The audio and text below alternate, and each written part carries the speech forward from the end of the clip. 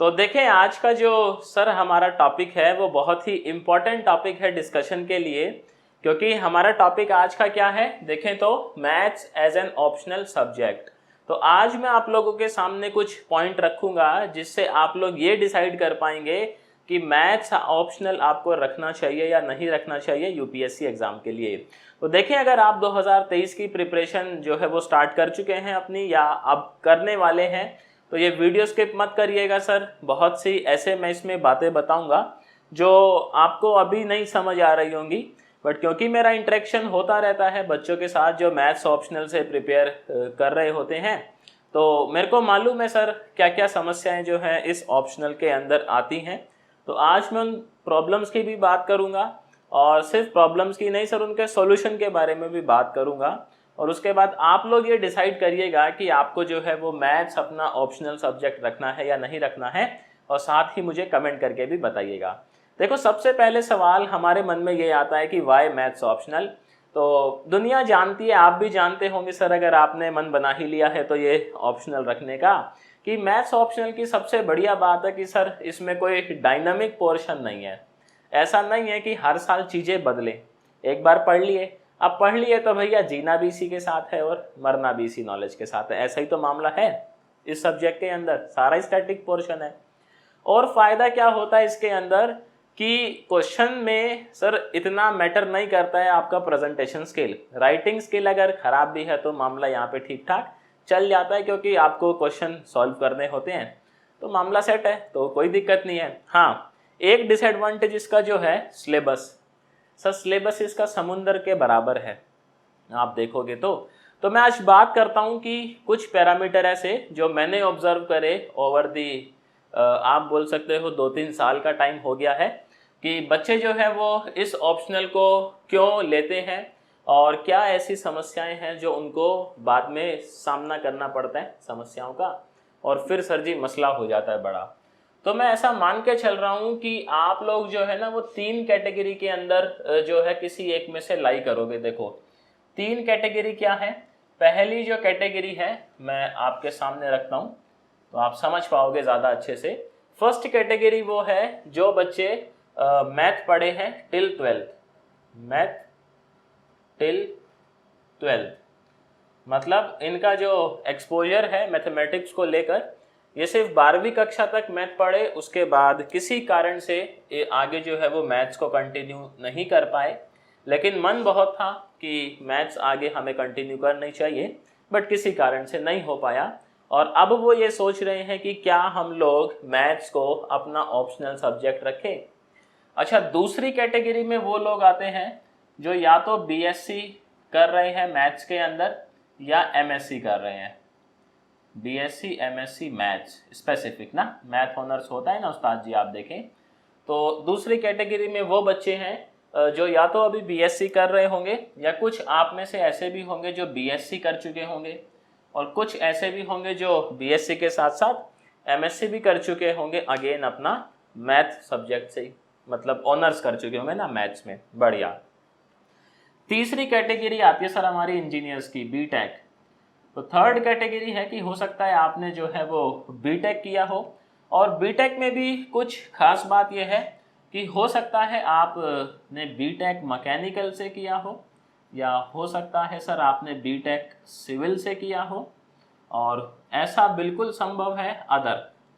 बाकी जो है आपने हो सकता है कंप्यूटर साइंस से किया हो, या आईटी से किया हो, या सॉफ्टवेयर इंजीनियरिंग करी हो, कुछ भी हो ही सकता है, कोई दिक्कत वाली बात नहीं है।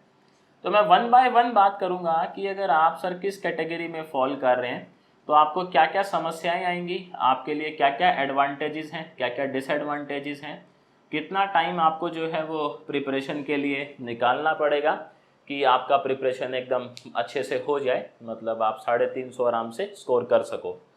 तो पहली कैटेगरी की बात कर लेते हैं कि ऐसे लोग जिनका एक्सपोजर मैथमेटिक्स को लेकर 12वीं कक्षा तक रहा और किसी कारणवश से वो आगे मैथमेटिक्स को कंटिन्यू नहीं कर पाए, लेकिन मन बहुत था, है ना, शब्दों पे सर गौर फरमाइएगा। मन बहुत था मैथमेटिक्स आगे करने का, बट कर नहीं पाए किसी कारण से। अब वो ये चाह रहे हैं कि हम लोग मैथ्स अगर ऑप्शनल सब्जेक्ट लेते हैं तो हमारे सामने क्या क्या समस्याएं हैं जो आएंगी, और उन समस्याओं का सर समाधान क्या है, बेसिकली सॉल्यूशन क्या है, क्योंकि सिर्फ प्रॉब्लम्स पे ही बात करने से जो है वो बात बनती नहीं है ना, सॉल्यूशन भी बताऊंगा मैं आपको। तो आप देखें सर, सबसे पहली जो आपको यहाँ पे देखना पड़ेगा, आपको कैलकुलस, ये बड़ी समस्या है, कैलकुलस आपको आना चाहिए 11th एंड 12th का। सबसे पहले क्या करना है, अगर आप 12th तक मैथमेटिक्स के कांटेक्ट में रहे और किसी रीज़न से सर आपका कांटेक्ट हट गया है तो घबराइए मत। आप मैथ्स ऑप्शनल की प्रिपरेशन स्टार्ट करने से पहले अपना 11th 12th का एक बारी कैलकुलस जो है वो देख लें।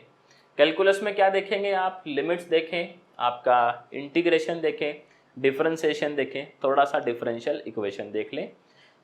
दूसरी बात और आपको क्या देखना है, आपको देखना है बेसिक ज्योमेट्री।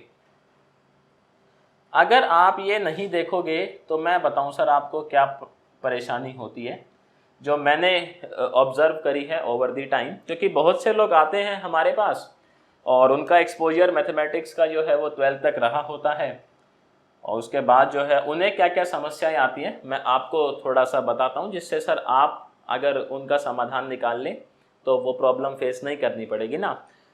आप ये देखें, जो भी आपका सिलेबस है मैथमेटिक्स का, उसमें बेसिक रिक्वायरमेंट ये रहती है कि आप थोड़ा सा कंफर्टेबल फील करें इंटीग्रेशन और डिफरेंशिएशन।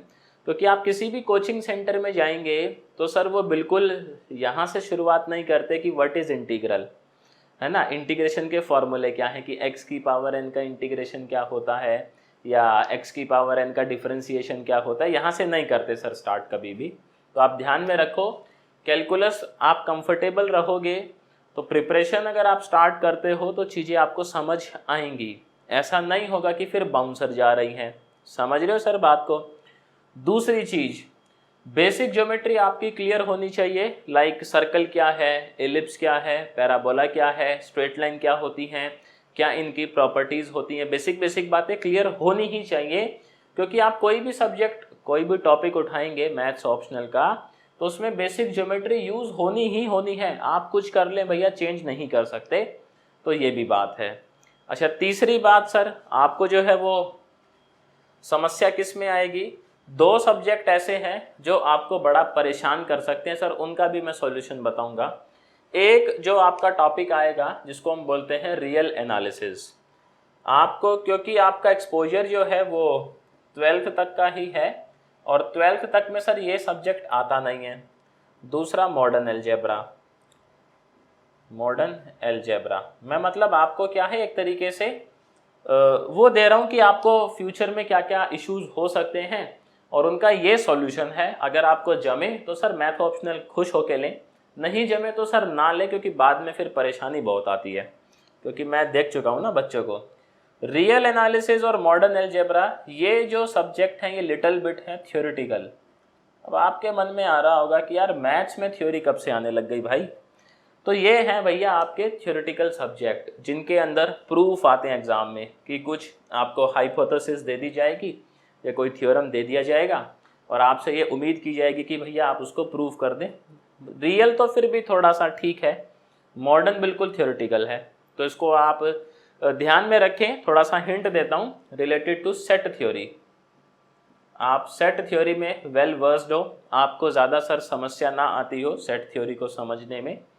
बाकी क्योंकि आपने 12th तक ही मैथ्स पढ़ा है तो ये दो सब्जेक्ट आपको थोड़ा सा सर परेशान करेंगे। आप तैयार रहना मेंटली पहले से ही कि क्योंकि मेरा मैथ का एक्सपोजर कम है, ये बिल्कुल न्यू सब्जेक्ट आएंगे मेरे लिए, तो दिक्कत होगा।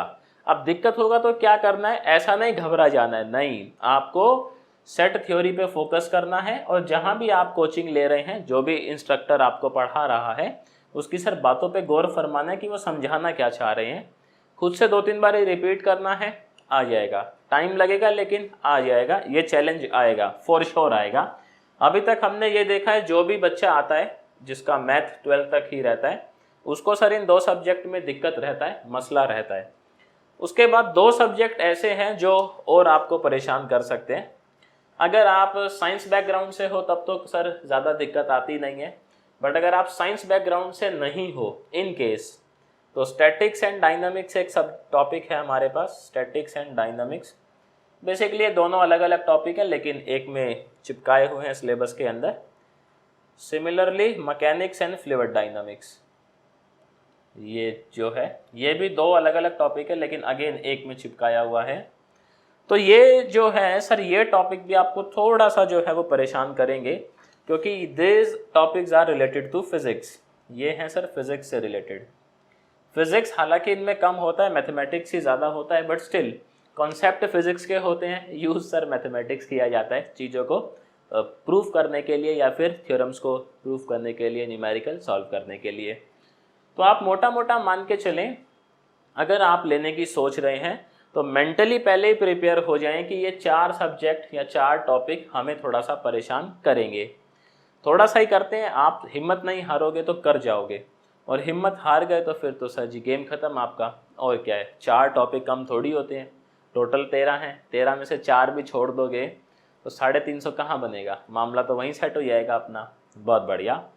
टाइम कितना लगेगा, बात यह भी है कि आपको कितना टाइम देना पड़ेगा ऑन एन एवरेज ये ऑप्शनल प्रिपेयर करने के लिए। तो ऐसा देखा है मैंने एक्सपीरियंस से, जो लोग 12th करके आते हैं, मतलब जिनका एक्सपोजर सिर्फ 12th क्लास तक का ही है मैथमेटिक्स का, अगर सर मैं अपनी ईमानदारी से बताऊं, आपको डीमोलराइज नहीं कर रहा हूं, बट मैं आपको बता रहा हूं सर जो फैक्ट है, आप मान के चले 1 ईयर। तो जैसे मैं बात कर रहा हूँ ना 2023 का अनाउंसमेंट हो गया है प्रीलिम्स का, तो ये राइट टाइम है अगर आप स्टार्ट करना चाह रहे हो तो, क्योंकि अभी सफिशिएंट टाइम है। ऑन एन एवरेज आपको 1 ईयर जो है देना पड़ेगा सर, ताकि आप थोड़ा सा प्रैक्टिस भी तो करोगे ना। और दिक्कत क्या है, जो 12वीं पास करके आता है बच्चा, उसके लिए सारी चीज़ें नई होती हैं। ये मतलब मैथमेटिक्स आपका बैकग्राउंड नहीं रहा है सर, कोई दिक्कत नहीं है, लेकिन आपके लिए चीज़ें नई होंगी, उन्हें सीखने में थोड़ा सा टाइम लगेगा। टाइम लगेगा तो टाइम देना भी पड़ेगा सर प्रैक्टिस के लिए। तो आप ये मान के चलें, आप 1 साल लेके चलें कि 1 साल आपको लग जाएगा आपकी, लेकिन प्रिपरेशन जो है सर वो बढ़िया हो जाएगी अगर आप 12वीं तक की मैथ्स पढ़े हैं तो। अब आ जाते हैं देखो बीएससी एमएससी वालों के लिए।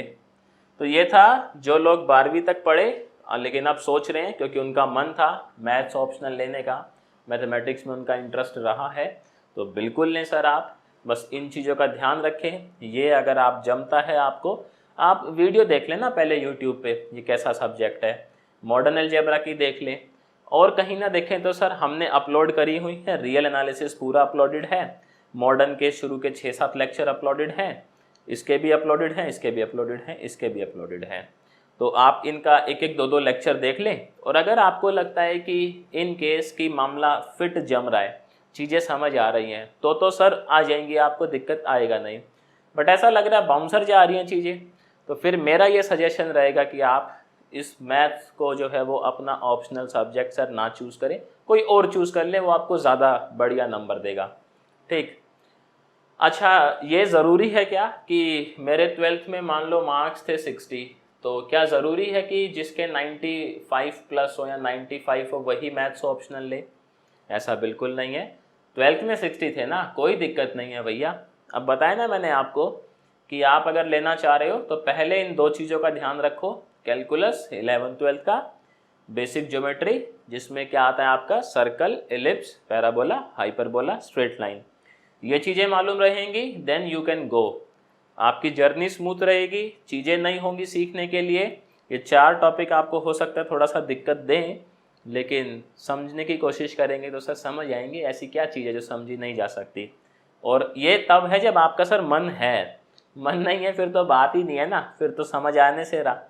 तो थोड़ा सा इसको देखें, ये वीडियोस हमारे चैनल पे ऑलरेडी अपलोडेड हैं, आप वहाँ से थोड़ा सा आइडिया ले सकते हैं कि किस तरीके का कंटेंट इनके अंदर रहता है, जिससे आप ये समझ पाएँ कि क्या आपका नेचर है। देखो होता क्या है ना, बचपन में जो हम मैथमेटिक्स पढ़ते हैं, डेट इज़ मैट्रिक्स, डिटर्मिनेंट, ये सब पढ़ते हैं और हम ऐसा समझ बैठते हैं कि सर यही मैथ है। ऐसा नहीं है। मैथ्स जो है सर उसका कोर पार्ट, ये मॉडर्न और रियल बिल्कुल थियोरिटिकल है। तो यहाँ ऐसे लगता है देखने के बाद कि ओ भाई जज्बात बदल दिए, हालात बदल दिए, समझ रहे हैं। तो बाद में पछताएं या बाद में जो है वो मन में ऐसा विचार आए कि यार गलत तो नहीं ले लिया है सब्जेक्ट, उससे अच्छा पहले ही देख लो ना, इनकी वीडियोस देख लो, आप चैनल पे अपलोडेड है, इनकी भी देख लो कि ये फिजिक्स डोमेन से रिलेटेड है, कि अगर आप 11वीं 12वीं में फिजिक्स रही है तो कोई मसला ही नहीं है, फिर तो आपको समझ आएंगे ये। अब मान लो फिजिक्स नहीं थी या भूल गए हो तो अब क्या करें, वीडियो देख लो एक बारी, मामला जमता है तो बिल्कुल आप डेफिनेटली लो, आपको सर बहुत बढ़िया ये जो है आउटपुट निकाल के देगा मैथ्स ऑप्शनल। टाइम फ्रेम ध्यान रखें, 1 साल देंगे तो ज़्यादा अच्छा रहेगा। कोचिंग लें सर ना लें वो आपकी इच्छा है, बट कोचिंग लेंगे तो आपकी जर्नी थोड़ी सी स्मूथ हो जाएगी, क्योंकि नई चीज़ों को सीखने में खुद से सीखते तो टाइम ज़्यादा लगता है ना, ये तो आप भी जानते ही हैं। और अगर आपको कोई मेंटोर सिखाए तो चीज़ें जल्दी समझ आ जाती हैं। बात समझ रहे हो ना। चलो जी, अब मान लेते हैं दूसरी कैटेगरी, वो लोग जो बीएससी कर रहे हैं या कर चुके हैं या एमएससी कर रहे हैं कर चुके हैं, वो भी मैथ्स के अंदर ही। अच्छा, जो लोग ये इस वाली कैटेगरी में फॉल कर रहे हैं वो मेरे को कमेंट में बताइएगा, क्या उनका डाउट क्लियर हुआ कि उन्हें मैथ्स जो है वो अपना ऑप्शनल रखना चाहिए कि नहीं रखना चाहिए, कमेंट करिएगा सर। और अगर डाउट क्लियर हुआ तो वीडियो को लाइक भी कर देना है। समझ गए सर बात को। चलो जी, बहुत बढ़िया। अब देख लेते हैं इनकी बात, जो बीएससी एमएससी वाले बच्चे हैं ये इनके लिए क्या इशू आने वाला है। तो सर आपके लिए मैथ्स ऑप्शनल जो है वो काम करेगा एक एडवांटेज की तरह। एडवांटेज है आपके लिए, आप ये मान के चलो। एडवांटेज क्यों है, मैं ऐसे नहीं बोल रहा। एडवांटेज इसलिए है कि जो लोग सिर्फ बीएससी किए हैं, बीएससी वाले बच्चे मैथ्स ऑप्शनल का 90% सिलेबस कवर करते हैं अगर उन्होंने ईमानदारी से बीएससी करी है तो। मैथ्स के अंदर सिर्फ पास होने के लिए करी है तो सर फिर तो वही है, घर की मुर्गी दाल बराबर, है ना, समझ जाओ आप बात को। और जिन्होंने एमएससी किया हुआ है मैथ्स के अंदर सीरियसली, मतलब बिल्कुल डेडिकेटेड होकर, वो तो 100% सिलेबस जो है वो कवर कर चुके हैं आपके मैथ्स ऑप्शनल का, एमएससी और बीएससी मिला के। आप लोगों के लिए एडवांटेज ये है, चलो मैं ये कहता हूँ कि आपने ईमानदारी से नहीं भी पढ़ी, एक बार को मान लेते हैं कि हम सिर्फ कॉलेज जाते थे और पास होने के लिए पढ़ लिए, थोड़ा थोड़ा सब्जेक्ट का नाम देख लिए भाई और कुछ कुछ देख लिए इतना कि पास हो जाएं। बट फिर भी आप ये देखिएगा कि आप चीज़ों से फेमिलियर होंगे ना, आपको पता होगा व्हाट इज़ रियल एनालिसिस।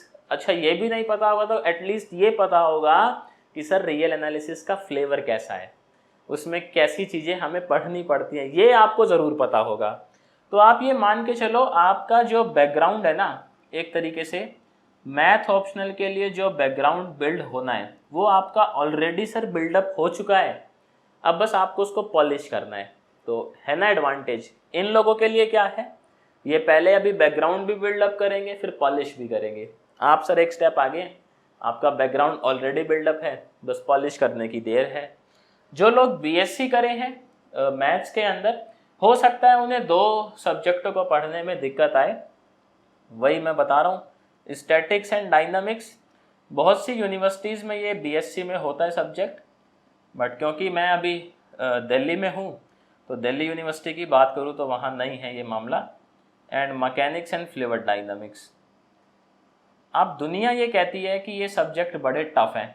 आपने हो सकता है वीडियोस देख ली हो या अभी आप देखोगे, थोड़ा सा और जांच पड़ताल करोगे तो मिल ही जाएंगी आपको, ऐसी बहुत सारी वीडियोस मिल जाएंगी जो क्लेम करती हैं कि ये सब्जेक्ट भैया बहुत टफ होते हैं, मामला बड़ा मुश्किल चलता है। तो आप ये देखें सर ये इतने टफ नहीं है ना, फिज़िक्स डोमेन के हैं तो फिज़िक्स कौन सी टफ है, समझेंगे तो समझ आ ही जाएगी आपको। आपके लिए बल्कि फ़ायदा है, आपका सर मैथमेटिक्स का तो बैकग्राउंड बिल्डअप हो ही गया है, बस आपको फिज़िक्स का तो थोड़ा सा बिल्डअप करना है और ये सब्जेक्ट भी आपके लपेटे में आ जाएंगे। बाकी इनको 2 को हटा दो, बाकी सब्जेक्ट तो सर आपने पढ़े हुए हैं, बेसिकली आपको उनका बैकग्राउंड मालूम है कि किस सब्जेक्ट में किस तरीके का जो है वो मामला चलता है। तो मेरी तरफ से स्ट्रांगली रिकमेंड रहेगा, जो लोग बीएससी या एमएससी हैं मैथ्स के अंदर, आप सर मैथ्स ऑप्शनल को ही अपना, मतलब मैथ्स को ही अपना ऑप्शनल सब्जेक्ट लें। अब टाइम कितना देना चाहिए आप लोगों के लिए सर, अगर ईमानदारी से आपने बीएससी एमएससी किया हुआ है तो 6 महीने से ज़्यादा आपको लगना नहीं चाहिए, 6 मंथ्स। और ईमानदारी से नहीं किए, मान लो वैसे ही मौज मस्ती में निकाल दिए, तो आपको जो टाइम है अराउंड 7 to 8 मंथ्स लगना चाहिए। कितना लगना चाहिए, 6th मंथ अगर ईमानदारी से करी है। ईमानदारी से नहीं करिए, जो कि most of the time case होता है, तो 7 से 8 महीने का टाइम जो है वो सफिशिएंट है। आप लोग सर जी गर्दा उड़ा दोगे इस टाइम में, कोई दिक्कत नहीं आएगी आपको। 7 से 8 महीने में बहुत शानदार प्रिपरेशन आपका हो जाएगा। तो आप बताना जिनके पास BSc MSc है मैथ्स में, तो क्या डिसीजन लिया आप लोगों ने, कमेंट सेक्शन में ज़रूर बताना। अब तीसरे वो लोग जो बीटेक वाले हैं ना, धुआंधार इंजीनियर हमारे डिग्री होल्डर, इनको लेना चाहिए कि नहीं लेना चाहिए, या इनको क्या जो है वो समस्याएं आ सकती हैं मैथ्स ऑप्शनल में, ये भी डिस्कस कर लेते हैं। तो आप ये देखें, बीटेक जो लोग किए हैं, बीटेक सर मेरे वाला केस है ये, बीटेक ही मैं किया हूँ, तो इसमें क्या होता है, जो मैथ्स ऑप्शनल के आपके सब्जेक्ट हैं वो हम लोग पढ़ते तो हैं, लेकिन सर लिटिल बिट, मतलब कि कोई भी सब्जेक्ट उतनी डेप्थ में नहीं होता है जितना मैथ्स ऑप्शनल डिमांड करता है, यूपीएससी डिमांड करता है। कहने का मतलब क्या है, सब्जेक्ट सारे पढ़े हुए हैं हमने, 2 को छोड़ के। वो 2 कौन से होते हैं ससुरे, यही तो होते हैं, और एक मॉडर्न अलजेब्रा भी नहीं पढ़ा होता, और रियल एनालिसिस का कुछ पार्ट हम लोगों ने पढ़ा होता है, जैसे कि सीक्वेंस एंड सीरीज। तो बीटेक वाले जो लोग हैं वो कुछ कुछ पार्ट पढ़ते हैं हर एक सब्जेक्ट का, कुछ 2-3 सब्जेक्ट ऐसे हैं जो वो टच भी नहीं करते, अभी मैं बात करूंगा उनकी। तो बीटेक वालों के लिए एडवांटेज ये है कि आपको सर सारे सब्जेक्ट्स का फ्लेवर ऑलरेडी है, थोड़ा थोड़ा आप सबको चख चुके हो, अब थोड़ा सा और चखना है और उसको पॉलिश करना है। ये आपको प्रॉब्लम रहेगा कि आप थोड़ा थोड़ा ही चखे हो, लेकिन एटलीस्ट थोड़ा चखे तो सही। ऐसा तो मामला नहीं है कि फ्रेश चीज़ें सीखनी पड़ेंगी, समझ रहे हो बात को। अच्छा, दूसरी बात यहाँ पे जो दिक्कत आती है वो किन सब्जेक्ट्स में आती है, स्टैटिक्स एंड डायनामिक्स। अगर आप मैकेनिकल ब्रांच से हैं या आप सिविल ब्रांच से हैं तो मुझे नहीं लगता आपको इन सब्जेक्ट्स में दिक्कत आएगी, क्योंकि ये दोनों ही सब्जेक्ट इन दोनों ब्रांचेस के अंदर होते हैं, फ्लूइड डायनामिक्स एंड मैकेनिक्स। ठीक, आप बाकी कमेंट करके बताइएगा जो लोग बीटेक हैं हमारे, किसके अंदर, मैकेनिकल और सिविल के अंदर, कि क्या आपने ये बीटेक के टाइम पे पढ़े थे, और पढ़े थे तो बताइएगा। ये दोनों सब्जेक्ट में मसला सर किन बच्चों को आएगा, जो CS से करे है ना, हमारे कंप्यूटर इंजीनियर, सॉफ्टवेयर इंजीनियर, उनको दिक्कत आने वाला है इन दोनों सब्जेक्ट के अंदर। बट अगेन सर फिजिक्स है, मैथ्स आपका स्ट्रॉन्ग है ही, मैं ऐसा मान के चल रहा हूँ, और नहीं है तो कम से कम सर आपको थोड़ा बहुत तो टच में रहे हो ना मैथ्स के, तो दिक्कत आएगा नहीं ज़्यादा। फिर देखें जो बिल्कुल नए सब्जेक्ट हैं सारी ब्रांचेस के लिए, वो है modern algebra. Again theoretical mathematics है ये मॉडर्न अलजेब्रा, ये बिल्कुल न्यू है आप लोगों के लिए। तो इसके लिए क्या करना है, आप लोग चैनल पे जाएं हमारे गुरुकुल ऑफ साइंसेस के, और मॉडर्न अलजेब्रा की वीडियोस देखें, और आप ये देखें कि क्या आप इसमें थोड़ा सा कंफर्टेबल फील करें तो सर जी थम्स अप है, मामला सेट है बिल्कुल। और CS IT वाले भी, इन सब्जेक्ट्स की वीडियो भी हमने डाली हुई हैं, आप पहले चेक कर लें कि क्या इनमें सर बातें समझ आ रही हैं, समझ आ रही है तो सर आपके लिए भी मामला गुड है। और ये देखें टाइम कितना लगेगा, अब हमें टाइम, जो बीटेक होल्डर हैं उनको कितना टाइम जो है वो इस ऑप्शनल को प्रिपेयर करने में लग जाएगा। तो ऑन एन एवरेज आप मान के चलें, अगर आप इनसे कंपेयर करवाएंगे जिन्होंने मौज मस्ती में करी है, तो सर इतना ही टाइम लगने वाला है आपको भी, 7 से 8 मंथ, 7 से 8 मंथ आप मान के चले लग जाएंगे आपके एकदम प्यार से। बट ये है उसमें प्रिपरेशन आपका अच्छा हो जाएगा। और अगेन आप जानते ही हो कि सारा ही स्टैटिक्स पार्ट है, मतलब हर साल बदलता तो है नहीं मामला, एक बार पढ़ लिए तो पढ़ लिए, फिर क्या है जी, फिर तो राजा बन गए हम लोग।